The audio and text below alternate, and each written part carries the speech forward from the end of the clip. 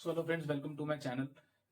इस वीडियो में हम cognizable and non cognizable offences के बारे में बात करने वाले हैं और बेसिक डिफरेंस जानेंगे इनमें कि क्या डिफरेंस होता है। और ये जो मैं वीडियो बना रहा हूँ एक लॉ के पर्सपेक्टिव से और जो लेमन है अपने जो राइट्स को समझ सके उसके लिए मैं ये वीडियो बना रहा हूँ। तो इस वीडियो को एंड तक देखिएगा। तो वीडियो को स्टार्ट करते हैं। बेसिक डिफरेंस जानते हैं cognizable and non cognizable offences में।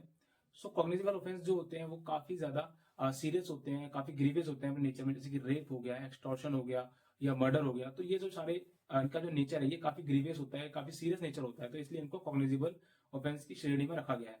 और जो नॉन कॉग्निजिबल ऑफेंसेस होते हैं ये ऐसे ऑफेंस होते हैं जो कि बहुत ही ज्यादा less grievous and less serious होते हैं नेचर में। जैसे छोटा मोटा कोई चोरी हो गई, थेफ्ट जिसको कह सकते हैं, या फिर स्टॉकिंग हो गई, किसी का पीछा करना। तो ये सब छोटे छोटे जो क्राइम आते हैं ये सब नॉन कॉग्निजिबल ऑफेंसेस में आते हैं।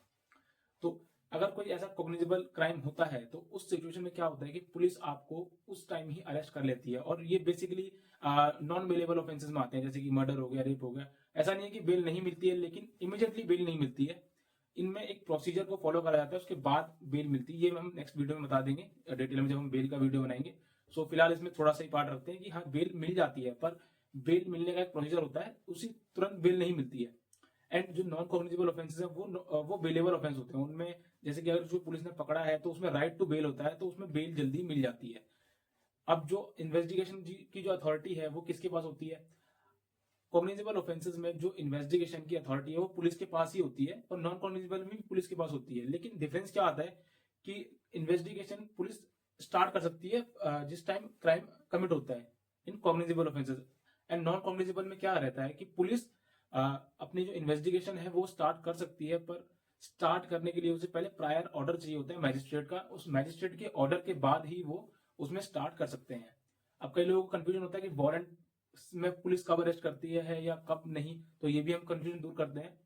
तो कॉग्निजिबल जो ऑफेंस होते हैं, कॉग्निजिबल ऑफेंसेस में पुलिस ऑफेंडर को उस टाइम ही अपने अरेस्ट कर सकती है जिस टाइम उसने कोई क्राइम कमिट किया है। जैसे कि किसी ने कोई मर्डर किया है या कोई रेप या फिर एक्सटॉर्शन या कोई भी ऐसा क्राइम जो कॉग्निजिबल ऑफेंस में फॉल होता है, तो पुलिस उसको ऑफेंडर को उसी टाइम अरेस्ट कर सकती है और इन्वेस्टिगेशन स्टार्ट कर सकती है बिना किसी प्रायर ऑर्डर के। एंड जो नॉन कॉग्निजिबल ऑफेंसेस होते हैं उनमें पुलिस उस टाइम ऑफेंडर को अरेस्ट नहीं कर सकती। वो एक तरीके से उसको एक मैजिस्ट्रेट का ऑर्डर चाहिए होता है उसको अरेस्ट करने के लिए, एक वारंट जिसको कहते हैं हम। तो इसमें बेसिक बेसिक ये डिफरेंस होता है। दोनों ही ऑफेंसेस में जो प्रिंसिपल अथॉरिटी है इन्वेस्टिगेशन की, अरेस्ट करने की, वो पुलिस के पास ही होती है। बट डिफरेंस बस इतना आता है कि कॉग्निजिबल ऑफेंस में पुलिस बिना किसी प्रायर ऑर्डर के, मजिस्ट्रेट के ऑर्डर के ये सारे काम कर सकती है। और नॉन कॉग्निजिबल में पहले पुलिस को एक मैजिस्ट्रेट का प्रॉपर एक ऑर्डर चाहिए होता है, उसके बाद पुलिस जो है अपना ये प्रोसीजर आगे बढ़ा सकती है। वीडियो में हम एक छोटा सा पॉइंट भी ऐड करेंगे कि कंप्लेंट और एफआईआर में क्या फर्क होता है। कई सारे जो लॉ स्टूडेंट है उनको कई बार एग्जाम में क्वेश्चन आ जाता है कि एफआईआर और कंप्लेंट में क्या डिफरेंस है। तो एफआईआर और कंप्लेंट में डिफरेंस मेन ये होता है कि कंप्लेंट जो होती है वो हम डायरेक्ट मैजिस्ट्रेट को फाइल करते हैं, और जो एफआईआर है वो हम लॉन्च करते हैं पुलिस स्टेशन में।